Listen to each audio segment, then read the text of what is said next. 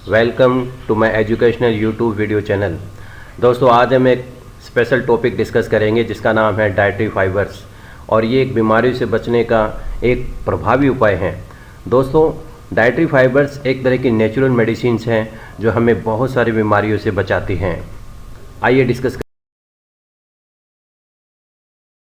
Fibres जो होते हैं ये एक प्रकार का प्लांट से मिलने वाला कार्बोहाइड्रेट होता है, जिसे हमारी जो बॉडी होती है वो डाइजेस्ट नहीं कर पाती। और ये डाइटरी फाइबर्स प्लांट के पॉलीसैकेराइड जैसे लिग्निन, पैक्टिन, सेलुलोज इससे मिलकर बना होता है। डाइटरी फाइबर्स के दो टाइप्स होते हैं, एक होता है सोलुबल फाइबर्स, दूसरा होता है insoluble fibres. Soluble fibres generally oats में, जौ में, सेब, संतरा, गाजर, बीन्स में होते हैं। इनसोलुबल फाइबर्स के एग्जाम्पल हम देख सकते हैं गेहूं के चोकर, ब्राउन राइस, नट्स, बीज या वेजिटेबल्स। डाइटरी फाइबर्स के अगर हम हेल्थ बेनिफिट्स की बात करें तो जो सोलुबल फाइबर्स होते हैं दोस्तों, ये हमारे ब्लड में से कोलेस्ट्रॉल का लेवल कम करते हैं, ग्लूकोज का जो लेवल है उसको रेगुलेट करते हैं और मोटापे को घटाते हैं। इनसोलुबल फाइबर्स जो होते हैं ये कॉन्स्टिपेशन को कम करते हैं।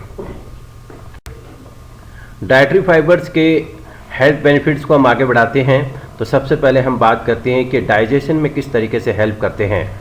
डाइजेशन में हेल्प करने के लिए जो नॉन सोलुबल फाइबर्स होते हैं ये डायरेक्टली लार्ज इंटेस्टाइन में पहुंच करके स्टूल का बल्क बढ़ा देते हैं, जिससे भोजन जो होता है वो जल्दी आंतों से गुजरता है और इससे कॉन्स्टिपेशन को रोकने में मदद मिलती है। डाइटरी फाइबर जो होते हैं ब्लड ग्लूकोज लेवल को भी कंट्रोल करते हैं। इसमें सोलुबल फाइबर्स का रोल इम्पोर्टेंट होता है। सोलुबल फाइबर्स क्या करता है, कार्बोहाइड्रेट के डाइजेशन को स्लो कर देता है, जिससे जो ब्लड ग्लूकोज होती है वो इंटेस्टाइन से उसका एब्जॉर्प्शन जो होता है वो स्लो हो जाता है और ब्लड के अंदर एकदम से ग्लूकोज का लेवल नहीं बढ़ पाता। डाइटरी फाइबर के स्वास्थ्य लाभ को आगे बढ़ाते हुए हम देखते हैं कोलेस्ट्रॉल के लेवल को ये कम करता है। सोलुबल फाइबर जो होता है ये ब्लड में कोलेस्ट्रॉल के लेवल को कम करने में मदद करता है। इसके अलावा अगर डाइटरी फाइबर्स को लेने के बाद में काफ़ी लंबे समय तक हमें भूख नहीं लगती, जिससे ओवर ईटिंग में मदद मिलती है और मोटापा घटता है। अब हम बात करेंगे कि डाइटरी फाइबर्स का जो टाइप है सोलुबल फाइबर्स, ये कोलेस्ट्रॉल में कमी कैसे करता है। दोस्तों, इसकी दो मैकेनिज्म है। जो सोलुबल फाइबर्स होते हैं ये इंटेस्टाइन में जाकर के फ्लूइड में डिसॉल्व हो जाते हैं और जेल जैसा कंपाउंड बनाते हैं। और जब ये जेल जैसा कंपाउंड लार्ज इंटेस्टाइन के अंदर जब ये जाता है तो इंटेस्टाइन के जो बेनिफिशियल बैक्टीरिया होते हैं वो इसको फर्मेंट कर देते हैं, इसको डिग्रेड करते हैं, जिससे शॉर्ट चेन फैटी एसिड बनते हैं। और ये शॉर्ट चेन फैटी एसिड जो हमारी बॉडी में बनते हैं ये कोलेस्ट्रॉल को बनाने वाले एंजाइम्स को रोक देते हैं, जिससे कोलेस्ट्रॉल का सिंथेसिस नहीं हो पाता। अब हम बात करेंगे कि दूसरी मैकेनिज्म क्या है जिससे घुलनशील फाइबर या सोलुबल फाइबर कोलेस्ट्रॉल को कम करते हैं। सोलुबल फाइबर जो होते हैं ये इंटेस्टाइन के पानी में घुलकर जेल जैसा कंपाउंड बनाते हैं और फिर स्मॉल इंटेस्टाइन में जाकर के ये बाइल एसिड के साथ जुड़ जाते हैं। दोस्तों, बाइल एसिड में कोलेस्ट्रॉल होता है और ये बाइल एसिड को एक्सक्रीट करने में मदद करते हैं और इस तरीके से जब लीवर को नया बाइल एसिड बनाना होता है तो वो ब्लड में से नए कोलेस्ट्रॉल को खींचता है और इस तरीके से ब्लड के अंदर कोलेस्ट्रॉल की कमी हो जाती है। अब हम बात करेंगे कि डाइटरी फाइबर्स कौन कौन से डाइट्स में, कौन कौन से फूड में कितना होता है। सबसे पहले हम बात करेंगे फ्रूट्स की। फ्रूट्स में एप्पल के अंदर डाइटरी फाइबर्स अबाउट 2.4% होता है, 100 ग्राम में 2.4 ग्राम। बनाना यानी कि केले के अंदर ये 2.6 ग्राम होता है प्रति 100 ग्राम, यानी 2.6%। ऑरेंज के अंदर ये 2.4% होता है। नाशपाती पेड़ के अंदर ये 3.1% होता है। गवावा अमरूद में बहुत ज़्यादा होता है, 5.4% होता है।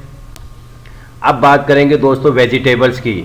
वेजिटेबल्स में हम सबसे पहले बात करेंगे, कैरेट में जो डाइटरी फाइबर्स की परसेंटेज होती है 2.8% है, ब्रोकली के अंदर ये 2.6% है, पालक के अंदर ये 2.2% है, शकरकंद यानी स्वीट पोटैटो के अंदर ये 3% है, और फूल गोभी की बात करें कॉलीफ्लावर में तो ये डाइटरी फाइबर्स 2% पाए जाते हैं।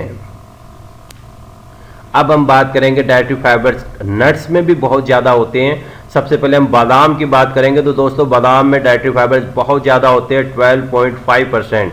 अखरोट वॉलनट के अंदर ये 6.7% होते हैं।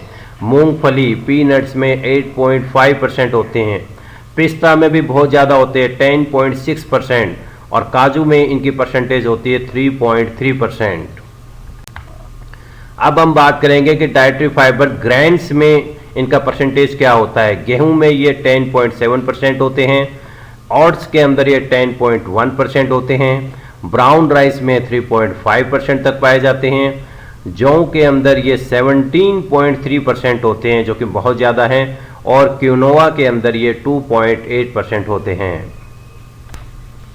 अब हमें ये देखना है कि डाइटरी फाइबर्स का डेली कंजप्शन कितना होना चाहिए, क्योंकि अगर हम डाइटरी फाइबर्स की लिमिट क्या होनी चाहिए। अगर हम एडल्ट मैन की बात करते हैं तो अगर एज जो है वो 50 या 50 साल से कम है तो ये कंजप्शन पर डे 38 ग्राम होना चाहिए, और अगर एज 51 या उससे ज़्यादा है तो पर डे का कंजप्शन होना चाहिए 30 ग्राम।